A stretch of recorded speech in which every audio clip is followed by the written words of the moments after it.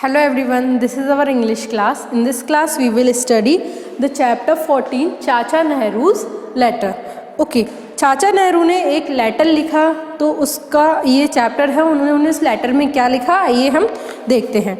Jawaharlal Nehru was the first prime minister of India and a central figure in Indian politics before and after independence. Jawaharlal Nehru जो थे वो हमारे India के first prime minister थे और वो पॉलिटिक्स के सेंट्रल फिगर माने जाते थे, मतलब सबसे इम्पॉर्टेंट पर्सन, इंडिपेंडेंस के पहले भी और इंडिपेंडेंस के बाद भी. He was born on November 14, 1889 in Allahabad, India. उनका जन्म 14 नवंबर 1889 को हुआ था और उनका बर्थ 14 नवंबर को हम क्या सेलिब्रेट करते हैं? Children's day. Okay. Nehru's only child Indira also served as India's prime minister from 1966 to 1977 and from 1980 to 1984 who was assassinated. देखिए नेहरू की जो एक लड़की थी वो इंदिरा गांधी, वो उन्होंने भी इंडिया के प्राइम मिनिस्टर रही हैं. वो 1966 से 1977 और 1980 से 1984 तक. ठीक है, अब उनका लेटर मैं पढ़ना स्टार्ट कर रही हूँ. देखिए, डियर चिल्ड्रन, ये बच्चों के लिए लेटर था. I like being with children and talking and playing with them. वो कह रहे हैं कि अब यहाँ पे चाचा नेहरू बता रहे हैं कि मुझे बच्चों के साथ रहना, बच्चों के साथ खेलना, उनके साथ बातें करना बहुत अच्छा लगता था. When I am with them, I forget that I am terribly old and it is very long ago since I was a child. और जब मैं उनके साथ रहता हूँ तो मैं भूल जाता हूँ कि मेरी एज हो चुकी है, मैं ओल्ड हो गया हूँ और मुझे काफ़ी टाइम हो गया कि जब मैं बच्चा था.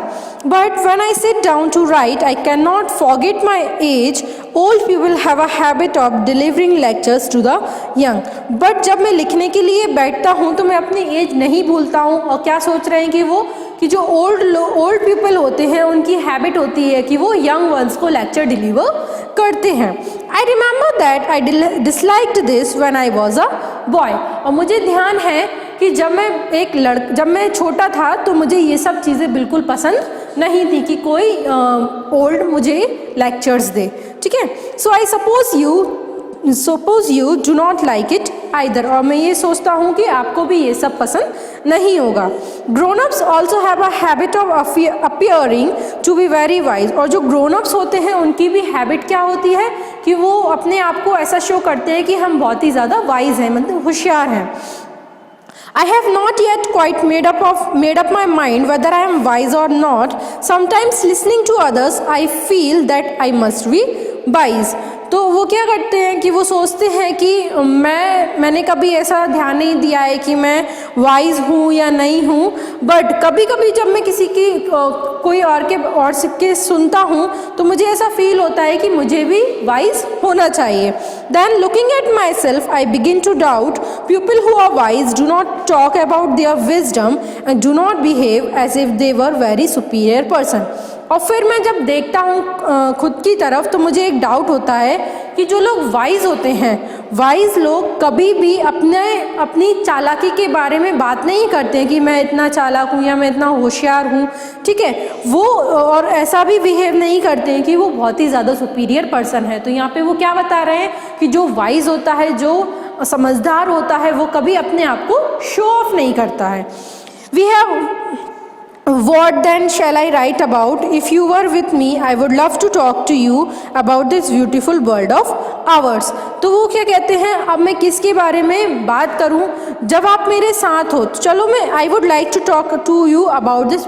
अब मैं आपसे किस बारे में बात करना चाहूँगा? जो भी हमारा वर्ल्ड इतना सुंदर आसपास है उसके बारे में मैं आपसे बात करना चाहूँगा. We have all this beauty all around us and yet we forget about it and lose ourselves in fighting. हमारे आसपास इतनी सुंदर सुंदर चीज़ें हैं, हम इन सब को भूल के और अपनी ही डेली की फाइटिंग में लग जाते हैं, मतलब अपने रोज़ के काम धंधे वगैरह, बातचीत, इन सब में लग जाते हैं और हमारे आसपास की जो ब्यूटी है हम उसे देख ही नहीं पाते हैं. We sit in our offices and think that we are doing very important work. हम हमारे ऑफिसेज में बैठे रहते हैं और क्या सोचते हैं, हम बहुत ही ज़्यादा इंपॉर्टेंट वर्क कर रहे हैं. I hope you will be more sensible and open your eyes and ears to your beautiful surroundings. वो क्या होप करते हैं, वो उम्मीद करते हैं कि आप सभी ज़्यादा सेंसिबल हों और अपनी आँखें, अपने कानों को खुला रखें और अपने आसपास की जो भी ब्यूटीफुल सराउंडिंग्स हैं उनको फील करें। Can you recognise the flowers by their names and the birds by their singing. क्या आप फ्लावर्स को उनके नेम से रिकॉग्नाइज कर सकते हो और क्या बर्ड्स को उनकी आवाज़ से आप रिकॉग्नाइज कर सकते हो। How easy it is to make friends with them. उनको फ्रेंड्स बनाना कितना ईजी है। You must have read many fairy tales and stories.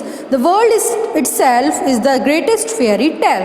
आपने कई सारी परियों की कहानियाँ सुनी होंगी, स्टोरीज सुनी होंगी, ठीक है। तो वो क्या कर रहे हैं कि जो वर्ल्ड है, पूरा वर्ल्ड ही अपने आप में एक फेयरी टेल है, ठीक है।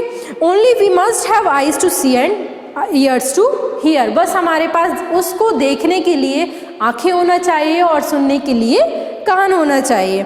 Some months ago, the children of Japan wrote to me and asked me to send them an elephant. कुछ महीने पहले एक जापान के बच्चे ने मुझसे कहा, जापान के बच्चों ने कहा कि हमें एक एलिफेंट सेंड कर दीजिए, एलिफेंट भेज दीजिए।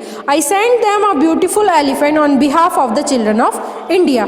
मैंने उन बच्चों को, इंडिया के बच्चों के बिहाफ में एक एलिफेंट भेज दिया।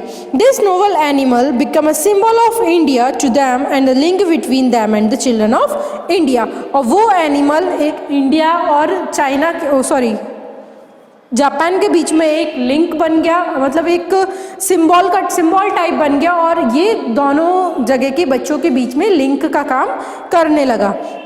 I was very happy that this gift of ours gave so much joy to so many children of Japan.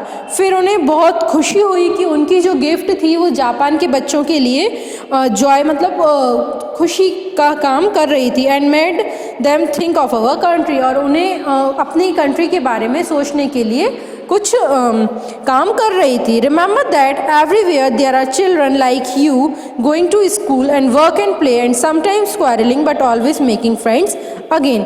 और फिर वो क्या सोच रहे थे कि हर जगह बच्चे होते हैं या आपकी तरह जो स्कूल में जाते हैं, खेलते हैं, काम करते हैं और कभी कभी लड़ाइयाँ भी करते हैं, झगड़े करते हैं और फिर वो बाद में मिलके फ्रेंड्स बन जाते हैं। You can read about these countries in your books and when you grow up many of you will visit them. Go there as friends and you will find friends to greet you. आप कई सारी countries के बारे में पढ़ते होंगे और आगे जाके कई सारी कंट्रीज़ के बारे में पढ़ेंगे। आप वहाँ जाइएगा तो वहाँ पे आपको कई सारे फ्रेंड्स मिलेंगे और आपको भी फ्रेंड्स मिलेंगे और उनको भी आप जो रहोगे उनको फ्रेंड्स रहोगे जो आपको वो ग्रीट करेंगे, यानी आपका वो सम्मान करेंगे, आप भी उनका सम्मान करना। तो उनका कहने का मतलब ये था कि सभी से आपको मिलजुल कर रहना है, ठीक है। तो ये जवाहरलाल नेहरू का लेटर था जो उन्होंने 3 दिसंबर 1949 में लिखा था, ठीक है। तो आप सभी इसको पढ़िएगा बच्चों और अपना वर्क कंप्लीट करके उसके पिक्चर्स मुझे सेंड कीजिए। Thank you so much everyone.